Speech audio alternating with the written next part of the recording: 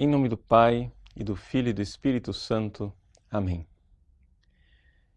Inspirai, ó Senhor, as nossas ações e ajudai-nos a realizá-las, para que em vós comece e para vós termine. Tudo aquilo que fizermos, por Cristo, Senhor nosso. Amém. Santa Maria, Mãe de Deus, rogai por nós, em nome do Pai, e do Filho e do Espírito Santo. Amém. Muito bem, estamos aí juntos novamente. Gostaria de deixar esta gravação no lugar da nossa programação normal de segunda-feira, que seria o programa ao vivo.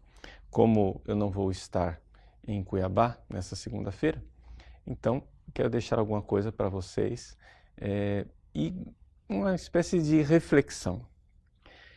Mais do que uma aula ou um tema bem desenvolvido, é quase que uma reflexão pública. Pensar assim, por que é que eu sou católico? Né?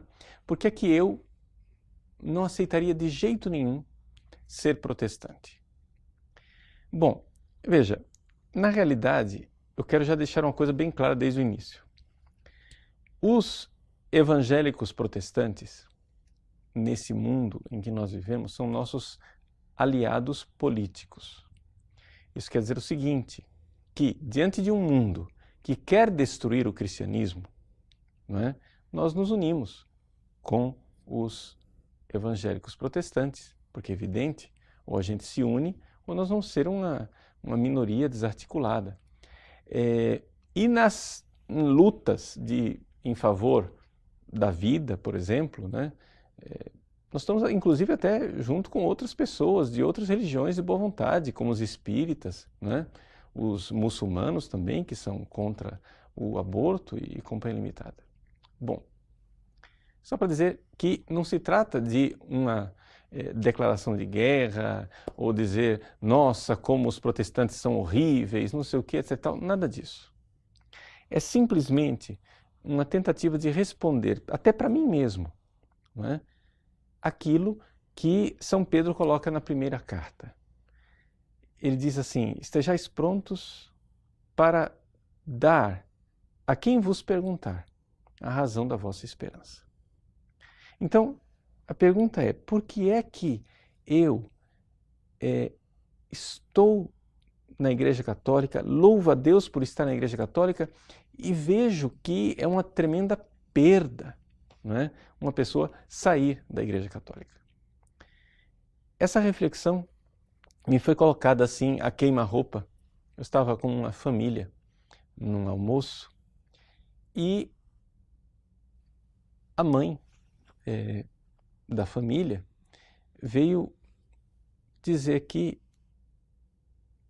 a mãe dela, ou seja, a avó, né, havia se decidido de voltar para a igreja evangélica. Veja, essa senhora, eu mesmo tinha admitido a Igreja Católica, tinha ouvido a primeira confissão dela, ela era evangélica, entrou na Igreja Católica, passou um tempo na Igreja Católica e não se adaptou, né? Lá na cidade onde ela mora, achou que o ritual católico era muito parado, né? Assim, na igreja evangélica as coisas eram mais agitadas e ela não se sentia muito bem dentro da ritualística católica.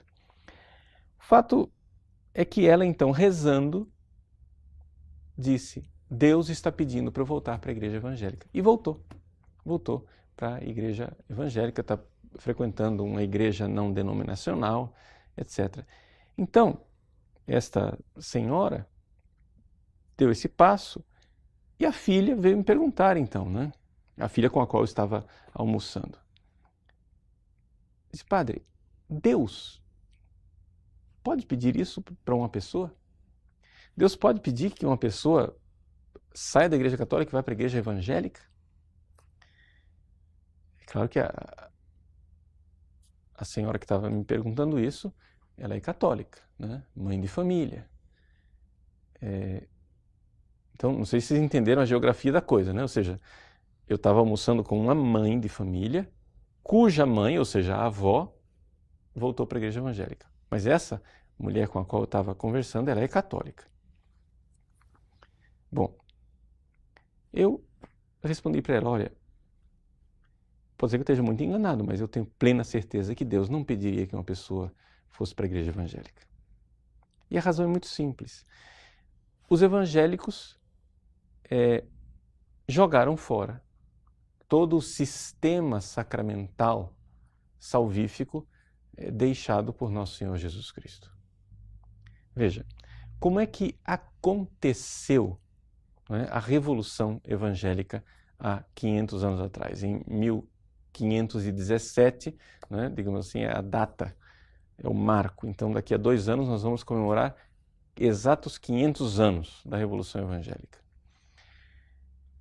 O que é que aconteceu? Aconteceu o seguinte, veja.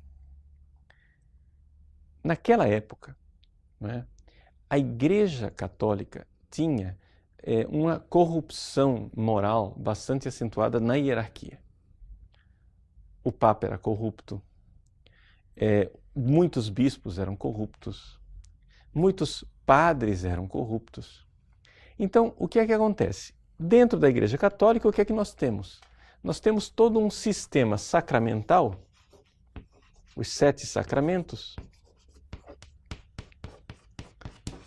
que a gente não recebe diretamente de Deus. É necessário que haja ministros que administrem os sacramentos, não é?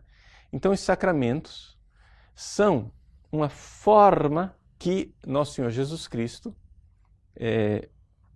nos deu de presente para que nós pudéssemos receber a graça salvífica através desses sacramentos.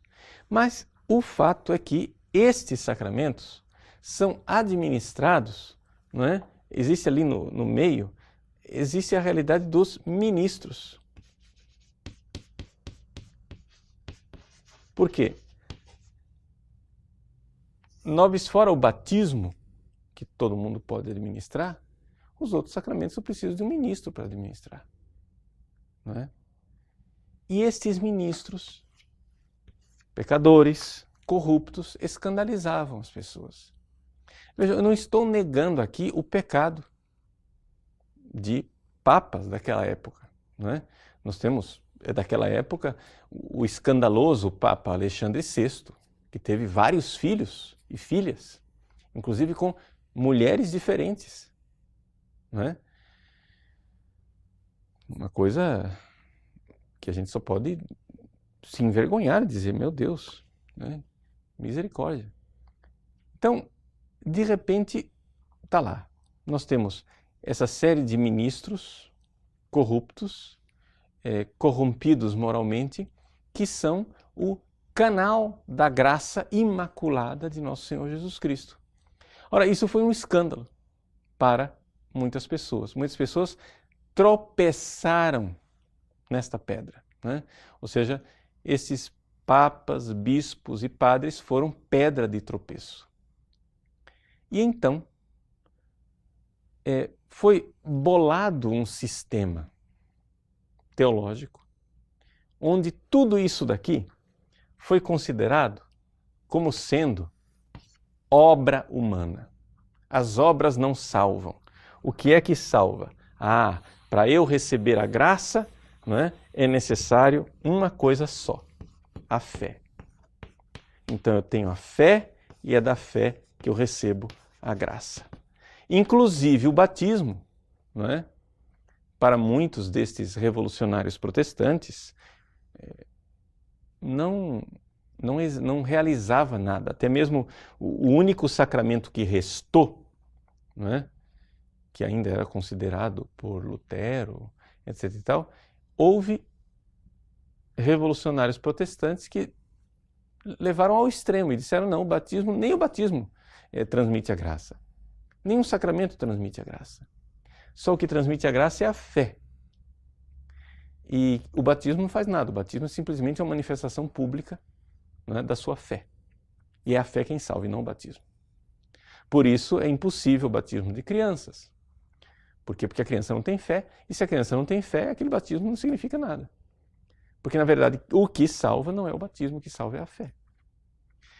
Então, vejam que sistema sacramental foi todo retirado e agora então eu tenho um canal direto com Deus e eu não preciso mais dos ministros. Tanto que o que é um pastor para os evangélicos protestantes? É simplesmente um funcionário do povo. O pastor ele não tem nenhum poder, ele não tem nenhuma graça sacramental a mais. Ele é simplesmente um leigo igual aos outros que presta um serviço porque é contratado pela comunidade para prestar um serviço. Não é? Ora, assim sendo, você se isenta, né? Você sai dessa coisa incômoda de ter que receber a graça através de instrumentos inadequados e você então liga diretamente com Deus o seu relacionamento.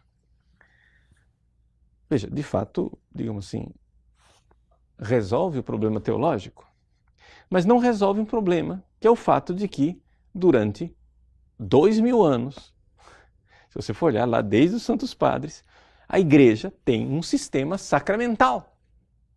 Ou seja, o que é esse que eu falo de sistema sacramental? É o seguinte, no Antigo Testamento não havia sacramentos. Não é? Depois, quando Jesus voltar, né, na segunda vinda, não vai ter mais sacramentos. Nós vivemos agora entre a primeira vinda de Cristo, né, a primeira vinda e a segunda vinda, nós vivemos o tempo da igreja. E este tempo da igreja, ele tem sacramentos. E o que é que são esses sacramentos? Esses sacramentos são a forma que Jesus nos deu de a salvação que veio pela cruz ser aplicada em nossas vidas. Ou seja, do peito aberto de Cristo na cruz, brotou sangue e água. Esse sangue e água são símbolos dos sacramentos. A água é o batismo, que é o sacramento inicial, é a porta de todos os sacramentos, e o sangue, que é o símbolo da Eucaristia, não é? Que é o maior de todos os sacramentos. Então, o primeiro e o maior de todos os sacramentos estão lá na cruz de Cristo. Então, nós podemos dizer que da cruz de Cristo brotam 7 rios, os 7 sacramentos, que são a forma de eu aplicar na minha vida a salvação que veio da cruz de Cristo. É isto que a igreja sempre viveu durante 2000 anos. E isto daqui não tem como dizer que não está no Novo Testamento, na Bíblia, porque está de fato. Quando você lê o capítulo 6 do Evangelho de São João, né, que Jesus pede para nós comermos a sua carne e bebermos o seu sangue. E com isso nos promete ressurreição e vida eterna. Como é que você explica o capítulo 6 de São João?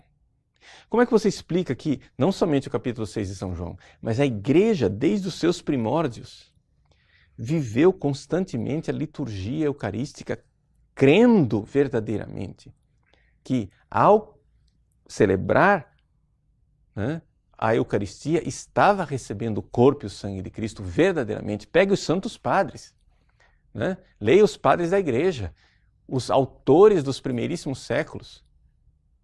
Numa época em que não havia nem ainda o cânon da Bíblia definido, a igreja já vivia a liturgia da Eucaristia. Como é que a gente pode ler a Bíblia e não se dar conta de que no capítulo 20 de São João diz, Jesus diz aos apóstolos, a quem perdoardes os pecados serão perdoados, a quem não perdoardes não serão perdoados. Veja, os sinais claros de sacramentos, né, na Bíblia. Ide pelo mundo inteiro, batizai, diz as últimas palavras do Evangelho de Mateus. Ou a carta de São Tiago, que diz, alguém está doente entre vós, chamem um presbítero. Né?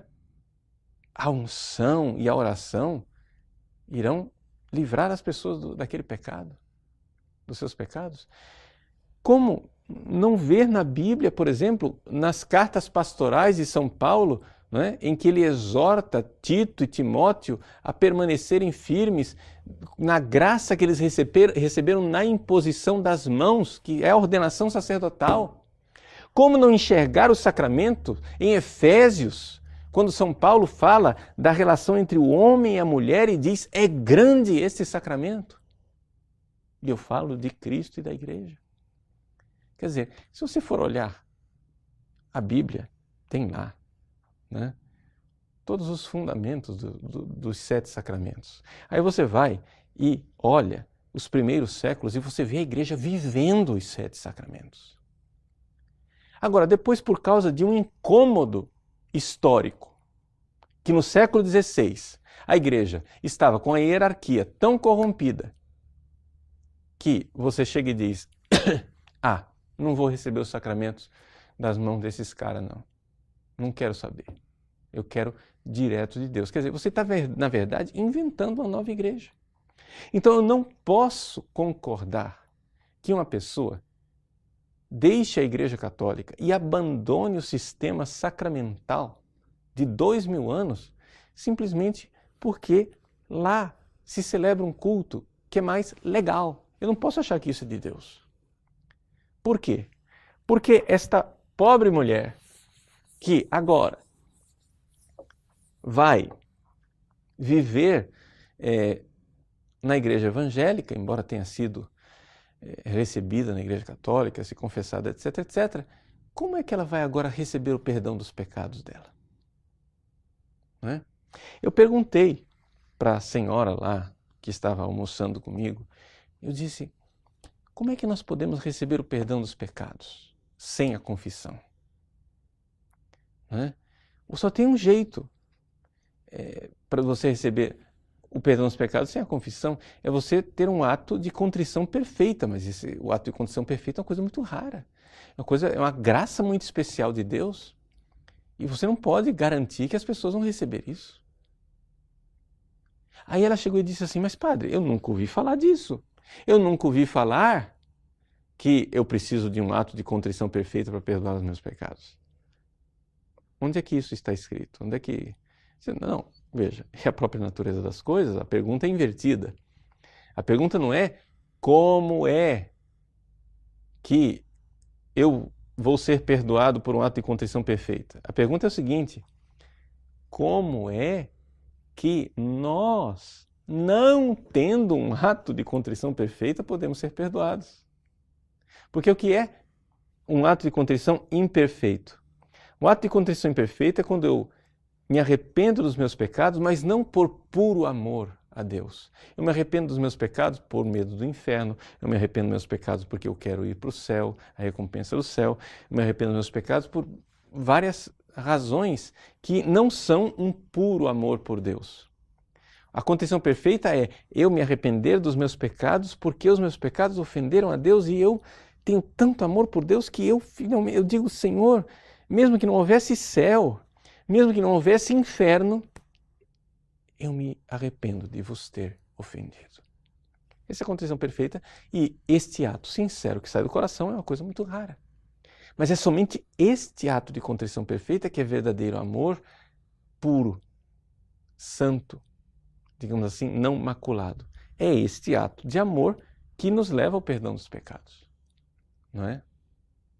Mas a maior parte de nós não tem isso. A maior parte de nós é como o filho pródigo. O filho pródigo, quando começa a comer comida de porco, ele chega e diz, na casa dos meus pais os escravos estão melhor. E ele se levanta, inicialmente, não tanto por amor ao pai, mas por amor à sua própria pele. Porque ele está sofrendo. Agora, Deus não despreza este amor imperfeito. E através do sacramento da confissão, Deus vem então ao nosso encontro. Na parábola do filho pródigo, o filho, por aquela contrição imperfeita, ele vem na direção de Deus, do Pai. Mas o Pai vai na direção do filho também. E esse ir do Pai na direção do filho, né, pode simbolicamente ser entendido como o sacramento da confissão.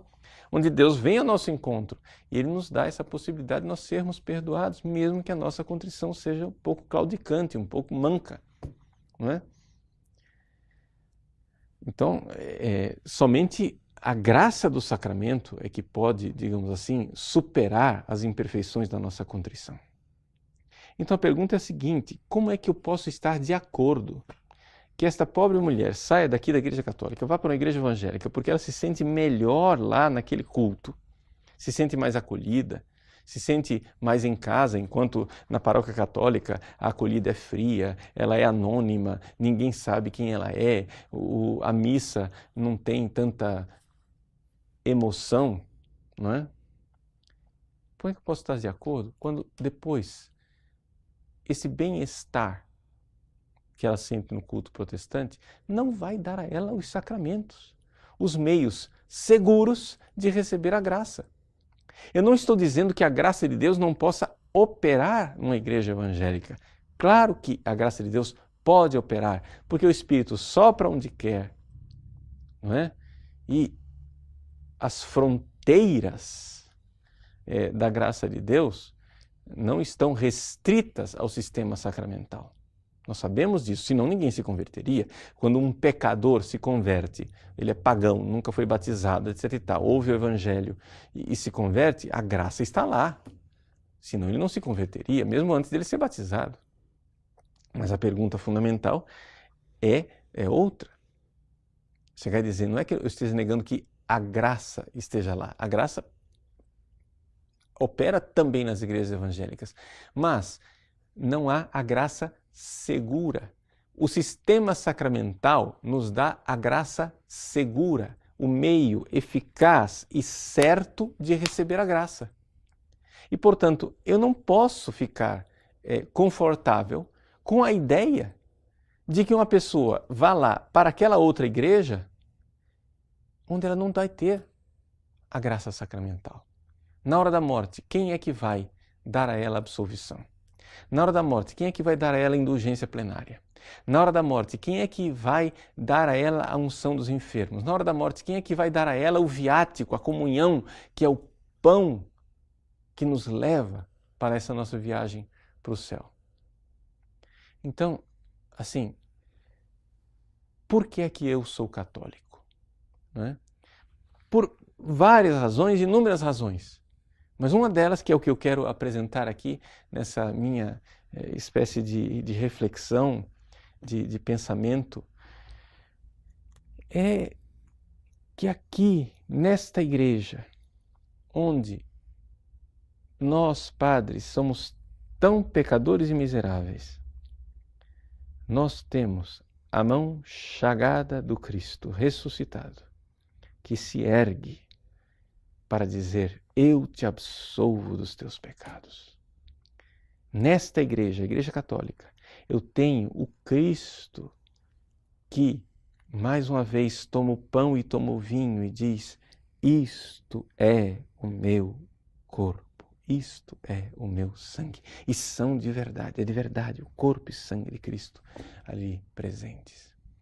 Né? Nesta Igreja de Cristo, bispos transmitem o poder que receberam dos apóstolos ao longo dos séculos, 2000 anos. Essa é a Igreja de Cristo.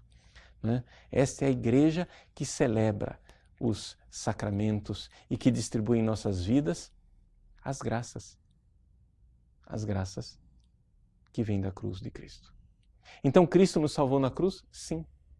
A fé, ela é suficiente para salvar uma pessoa sem o sistema sacramental? Veja, em teoria hipotética, sim, né? Porque a graça pode operar pela fé, mas na realidade histórica das coisas, o que a gente vê é que uma fé que realize numa pessoa um tal ato de contrição, de amor e de confiança, de amor perfeito por Deus, que queime, digamos assim, todos os pecados e abra a porta dos céus, é uma coisa muito rara. E é por isso que nós precisamos do sistema sacramental. Então, é um pouco essa a minha reflexão. Eu não queria que evangélicos que ouçam essa reflexão se sintam ofendidos. Né? Mas é um pensamento muito honesto, né? Muito sincero e transparente de quem responde diante de Deus por que é que eu sou católico. Eu sou católico porque eu sei que aqueles homens pecadores, papas, bispos e padres, transmitem uma graça imaculada e incontaminada. Porque eu creio na ação do Cristo ressuscitado invisível na sua igreja de 2000 anos. Deus abençoe você. Em nome do Pai, do Filho e do Espírito Santo. Amém.